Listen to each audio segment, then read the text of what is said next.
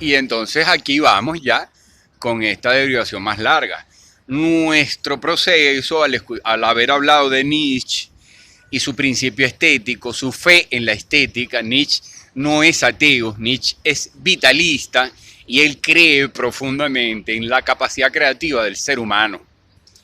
Cuando él dice Dios ha muerto es porque se refiere a que definitivamente apunta a que definitivamente el ser humano y será humana debe asumir su rol histórico. A eso es a lo que se refiere. Carlos Marx lo dice a su manera también, y como acabamos de decir, el posterior maestro de la sospecha, nombrados así por Paul Ricoeur, hermenéutico, fenomenólogo, el tercer maestro de la sospecha, decía el señor Freud, crea un sistema para proteger la moral de la clase media que se va cayendo a pedazos desde el mismo momento en que empieza a conformarse. El problema que Freud complejiza con esa noción del inconsciente, creando una lógica, es el conflicto artificial de la clase media. No hay ningún inconsciente. Lo que hay es trasfondo. Lo que hay es trasfondo del discurso. Es decir, del discurso de la realidad, del hecho de que yo puedo nombrar como mejor me parezca los árboles, los colores, las aves, como mejor me funcione, y luego estudiar ese discurso con fenomenología del lenguaje en el texto, después de haberlo vivido, o sea, después de ir al campo y saber qué estuve nombrando y convivir con ello lo más posible, equivocarme, ser picado por culebras, por lo que sea. Esa es la fenomenología, es un alto riesgo, ir a vivir. Por eso es que nosotros aquí, desde aquí, con fenomenología vamos a ir asumiendo cómo resolver el problema de las adicciones, porque este personaje que está aquí, que les habla, ha sido adicto a la cocaína, adicto. O sea, indiscutiblemente adicto, y la dejó sin cautiverio, sin meterme en ningún sitio a que me rehabilitaran, porque sabía que eso es completamente falible. Tenía que ser así en pleno en la calle y trabajando y todo. De eso vamos a hablar con fenomenología, puesto que es una de las maneras aplicables de la filosofía. Y si la filosofía no se aplica, es distractiva, es desmovilizante, es anestesiante de las emociones que ya vimos que son en esta propuesta de cultura silvestre lo que moviliza. Si no se crean emociones, no hay movilización. Si la movilización va a ser meramente por un sentido de compromiso ideológico y no hay una emoción estética que y estética es una cosa diversa, ojo, no se trata de estereotipos. Ya hablaremos entonces de esos conceptos, los trabajaremos. Pero por lo pronto vamos a mantenernos con esa triada de ética, estética y fenomenología que resuelve el problema del psicoanálisis todo, incluido Jacques Lacan, que nunca entendió la fenomenología realmente. Y por eso, en realidad, no puede ser aplicable en filosofía, aunque como psiquiatra la lógica que aplica funciona muy bien. Y eso no se puede negar, o sea, en psiquiatría como medicina, pero en filosofía el lacanianismo no sirve porque no reconoce bien el fenómeno del conflicto artificial de la clase media, sino que todavía pretende salvarla.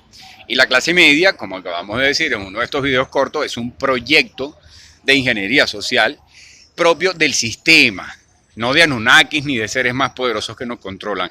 Nadie puede tener el control que ese problema de identidad de la clase media de izquierda y del posmoderno, que es básicamente un adolescente programado, jamás va a poder nombrar correctamente porque está constantemente defendiendo su prebenda de manera inconsciente, es decir, haciéndose el huevón y la huevona, haciéndose los locos de que al final de cuentas es el sistema el que les permite ser de izquierda, es el sistema que les permite quejarse, es el sistema el que les permite hacer cantidad de tutoriales sobre ovnis, invertir su ocio en esa estupidez, en crear cantidad de literatura y todo desmovilizante, distractivo, no fenomenológico, es decir, que no se basa en ninguna experiencia real, sino en especulaciones o alucinaciones,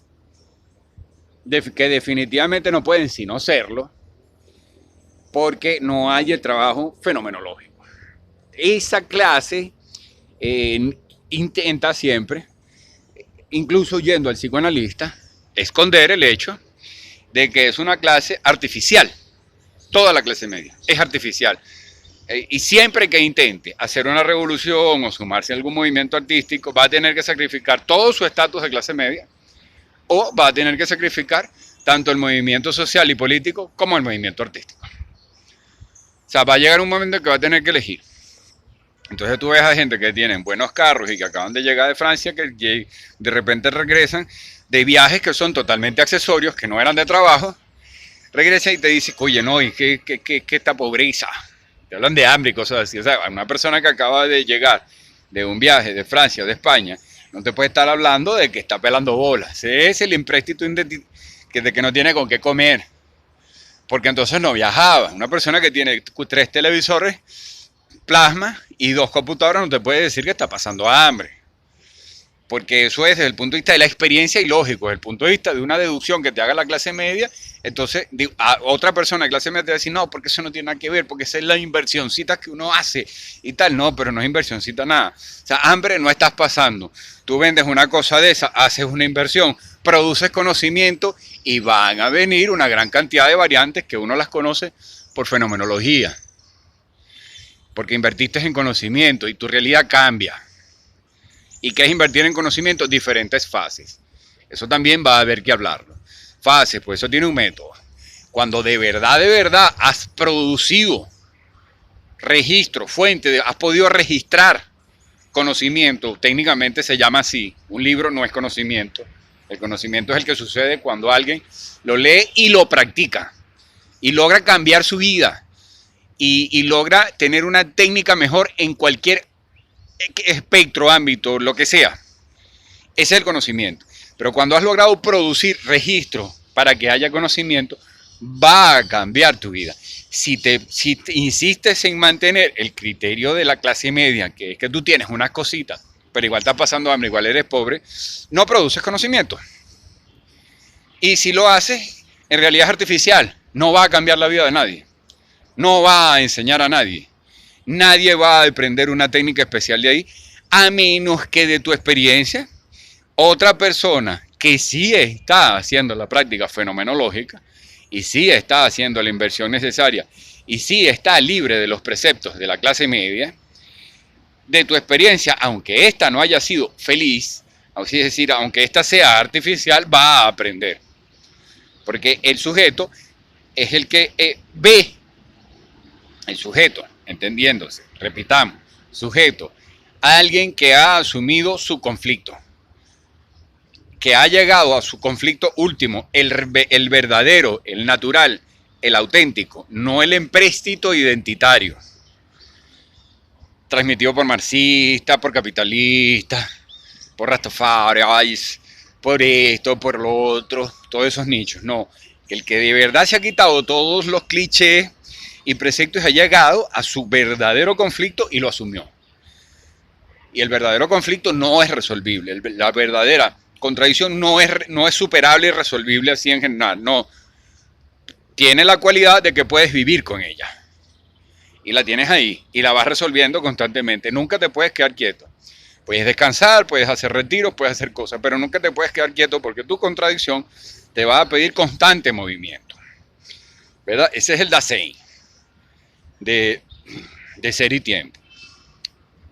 ¿No? Entonces, bueno, por ahora, pero sí necesito terminar de hacer la imbricación, la relación de ética, estética y fenomenología.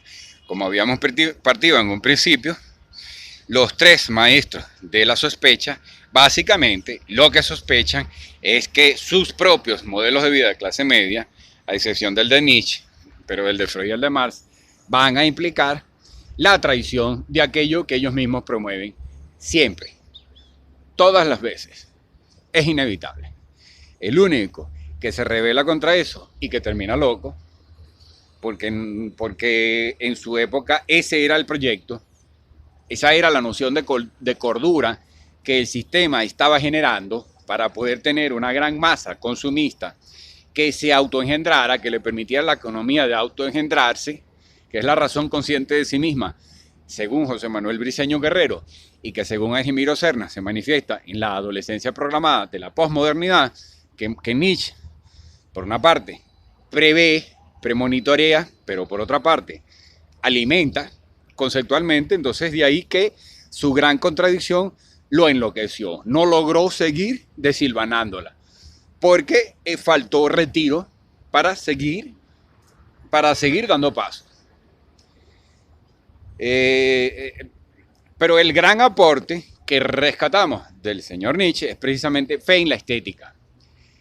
El conflicto se resuelve se va resolviendo, o sea, vas pudiendo encontrarle camino, salida, el conflicto último del sujeto, para que éste pueda seguir produciendo conocimiento y satisfaciéndose, se va resolviendo por diferentes mecanismos, por diferentes vías. Y una de ellas es la estética. La fe en esa noción estética, en eso que se siente, se percibe, produce placer y hasta satisfacción sin necesidad del acto sexual. Produce goce de verse. Una novela produce goce de leerse, un cuadro produce goce de verse. Una canción produce goce de verse. El reggaetón, que tiene composiciones en muchos casos extraordinarias, aunque las letras sean unas mierdas, produce goce de oírse. La gente moviliza, genera emoción. La emoción que produce la estética va a ser una de las formas como se resuelve, como puedes ir en muchas ocasiones resolviendo la contradicción última del sujeto y puedes continuar avanzando en el sentido de nuevas propuestas, que es algo que de alguna manera, si lo queremos ver así, desde el punto de vista occidental, estamos condenados. Pero en realidad es el salto grial del que habla la Biblia. El descubrir eso, ser consciente y lograr entrar dentro de esa dinámica es la metáfora del salto grial de la Biblia. Y eso se va a encontrar en casi cualquier mitología, porque lo vienen practicando junto con la fenomenología, esa que descubre Husserl el siglo pasado para la academia, en realidad es ancestralísima. Es una propiedad de la cultura. No puede haber habido cultura si no hay moral. No puede haber habido cultura si los sujetos no tienen una ética que dinamiza, cuestiona y a veces se estrella con la moral. Y no puede haber habido cultura tampoco si no hubo sabiduría. Y esa sabiduría, que ahorita vemos simplemente como ese proceso intelectual abstracto, que con la fenomenología sabemos que se va anclando claramente, es ancestral, ha sido nombrado desde hace unos 2500 años en el mundo escrito, que es el mundo que la academia valida, oficializa en el mundo escrito, pero ha sido practicado oralmente a lo largo de milenios. Y ha estado siempre relacionado con el esoterismo. Ya dijimos en un videito hace rato que el esoterismo es la forma como los filósofos se han entrenado en la percepción. Y la fenomenología, a final de cuentas, no es más que un entrenamiento para la percepción. Entonces, pues vamos a continuar más adelante con ese asunto. Ahorita concluyamos que la estética va a resolver ese problema. Eventualmente es una de las alternativas para resolver el problema. Ese ser y la nada de Jean-Paul Sartre, que en mi opinión es un gran fantoche, es precisamente el problema de la clase media. Él pretende que es universal, no es universal. Ese es el problema de él y de Simone de Beauvoir como clase media. Y de esa clase. Y es contra el cual se revela el surrealismo. Y se revela hasta cierto punto donde a final de cuentas son comprados por el modelo de clase media, porque el surrealismo no tiene ningún sentido. El surrealismo es una estupidez. Es parte de la adolescencia programada. Entonces, en esa triada tenemos que la estética va a ayudar a resolver la contradicción del individuo en muchos momentos, y la ética es la conclusión que él va a ir siempre dinámicamente atendiendo, es decir, sus principios fundamentales y la fenomenología, lo que le va a ir permitiendo dinamizar esas conclusiones personales, esos valores, con los cuales va a poder intervenir en la moral, que ya es grupal, social y colectiva.